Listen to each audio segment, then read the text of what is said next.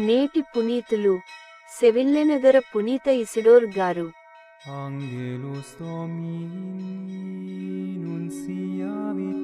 జీవకర్తను మీరు చంపియున్నారు, అయినను దేవుడు ఆయనను మృతులలో నుండి లేపెను. గురువారం, ఏప్రిల్ 4, 2024. మొదటి పట్టణం అపొస్తలుల కార్యములు 3వ అధ్యాయం 11 నుండి 26 వచనాలు. ఆ దినములలో పేతురు, యోహానులను అతడు అంటిపెట్టుకుని ఉండగా ప్రజలందరూ ఆశ్చర్యపడి సొలొమోను మంటపము వద్దకు పరుగెత్తి వచ్చిరి. పేతురు వారిని చూచి, ఇశ్రాయేలు ప్రజలారా, మీరేల దీనికి ఇంత ఆశ్చర్యపడుచున్నారు? మీరేల ఇట్లు రెప్పవేయక మావైపు చూచుచున్నారు? మేము మా స్వశక్తి చేతనో భక్తి చేతనో ఈ మనుష్యుని నడిపించితిమని అనుకొనుచున్నారా?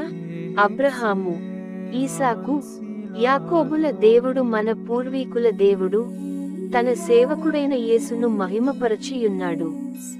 ఆ యేసునే మీరు అధికారుల చేతికి అప్పగించితిరి. పిలాతు ఆయనను వదిలిపెట్ట నిశ్చయించినప్పటికిని మీరు అతని ఎదుట ఆయనను నిరాకరించితిరి. కాని పవిత్రుడు, నీతిమంతుడు అయిన యేసును విడుదల చేయమనుటకు బదులు మీరు నరహంతకుని విడుదల చేయమని అడిగితిరి. కనుక మీరు జీవనకర్తను చంపియన్నారు. ఆయన దేవుడు ఆయనను మృతుల నుండి లేపెను. మేము దీనికి సాక్షులము. ఆయన నామమునందలి విశ్వాసము మూలమున ఆయన నామమే మీరు చూచి ఎరిగియున్న వీనిని బలపరచినది. ఆయన వలన కలిగిన విశ్వాసమే మీ అందరి ఎదుట వీనికి ఈ పూర్ణ స్వస్థత కలుగచేసెను. సోదరులారా, మీరు, మీ నాయకులు యేసునకు చేసిన ద్రోహము మీ అజ్ఞానము వలెనే జరిగినదని నాకు ఇప్పుడు తెలియను. కాని తన మెస్సయ బాధలు పడవలెనని ప్రవక్తలందరి ద్వారా దేవుడు పూర్వమే ఎరిగించిన దానిని ఈ విధముగా నెరవేర్చెను. మీరు హృదయ పరివర్తన చెంది దేవుని వైపు మరలినా ఆయన మీ పాపములను తుడిచివేయును. అప్పుడు ప్రభువు సమక్షము నుండి ఆధ్యాత్మికమగు విశ్రాంతి కాలములు వచ్చును. మీకై నియమింపబడిన యేసును ఆయన మీకు పంపును. పూర్వము దేవుడు తన పరిశుద్ధ ప్రవక్తల ద్వారా పలికినదంత నెరవేర్చుకాలము వచ్చువరకు యేసు పరలోకమందు ఉండవలెను.